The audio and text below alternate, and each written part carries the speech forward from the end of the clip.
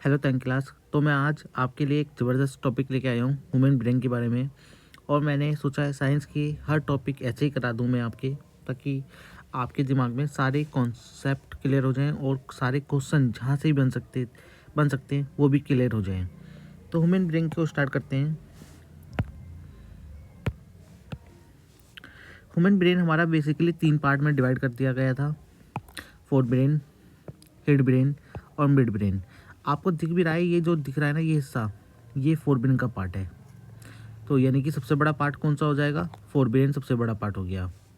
Mid brain हमारा सबसे छोटा पार्ट है और हेड ब्रेन ये दिख रहा है आपको, ये हेड ब्रेन का पार्ट है।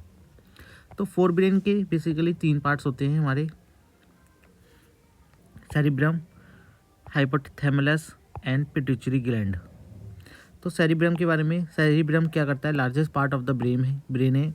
कंट्रोल करता है थिंकिंग पे, इंटेलिजेंस पे एंड मेमोरी लर्निंग पे, इसका काम है। तो सेरिब्रम के 3 फंक्शन, और ये कंट्रोल करता है वॉलंटरी एक्शन को भी कंट्रोल करने का काम इसका होता है। और ये रिसीव करता है सेंसरी इन्फॉर्मेशन को, जैसे कि हिटनेस को ये रिसीव करता है और दिमाग को, मतलब ब्रेन में कंट्रोल करता है उस चीज़ को, उससे रिफ्लेक्स एक्शन करेगा जो भी अपना करेगा ये, ठीक है। उसके बाद आ जाएगा हाइपोथैलेमस। ये मेंटेन करता है बॉडी टेम्परेचर को, बॉडी के टेम्परेचर को मेंटेन करने का काम हाइपोथैलेमस का होता है। फोर ब्रेन का ही पार्ट होता है। फिर पिट्यूटरी ग्लैंड, इसके ऊपर तो एक अलग से वीडियो भी आएगी। इसे मास्टर ग्लैंड भी कहते हैं। ये रेगुलेट करती है ग्रोथ एंड डेवलपमेंट में हेल्प करती है। इसके बाद अपना मिड ब्रेन आ जाता है। मिड ब्रेन आप देख पा रहे हो, छोटा सा जो अंदर में फंसा हुआ पार्ट है मिड ब्रेन। यहाँ पर देखो एनसीईआरटी की ये बुक से ही, मिड ब्रेन ये बिल्कुल अंदर वाला पार्ट मिड ब्रेन होता है, ठीक है। इसका काम है कंट्रोल रिफ्लेक्शन में, मूवमेंट में। किसके रिफ्लेक्शन मूवमेंट में मदद करेगा? आइस के और हेड के मूवमेंट में मदद करता है। सबसे स्मॉलेस्ट पार्ट होता है ब्रेन का, सबसे स्मॉलेस्ट पार्ट ब्रेन का होता है हेड ब्रेन। ये इसमें सेरिबेलम आएगा हमारा, सेरिबेलम, पोन्स आएंगी, पोन्स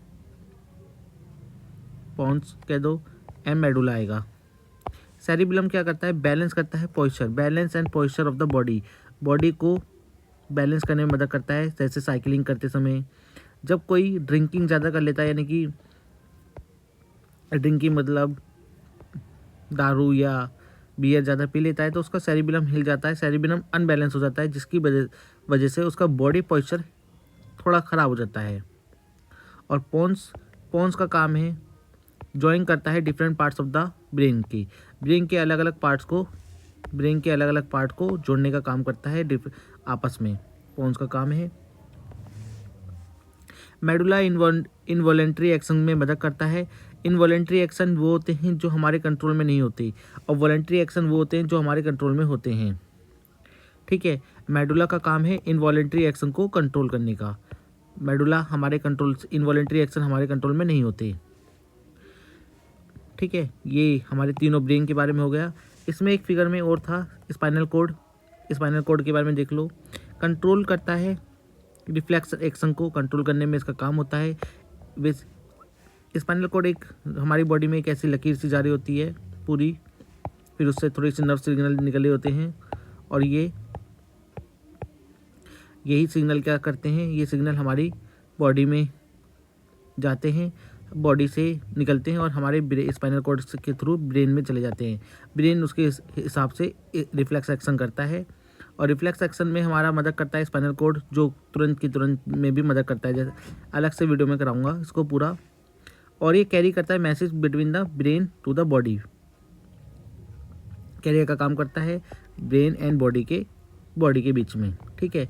तो आई होप आपको ह्यूमन ब्रेन के बारे में पता चला होगा कि ह्यूमन ब्रेन में क्या क्या होता है, कहाँ से क्वेश्चन बन सकता है हमारा, ठीक है। तो पार्ट्स याद कर लेना, फोर ब्रेन के, हेड ब्रेन के पार्ट्स याद कर लेना तीनों। और मिड ब्रेन तो आपको पता ही है, सबसे छोटा ब्रेन होता है ये हमारा, सबसे बड़ा ब्रेन लार्जेस्ट ब्रेन है।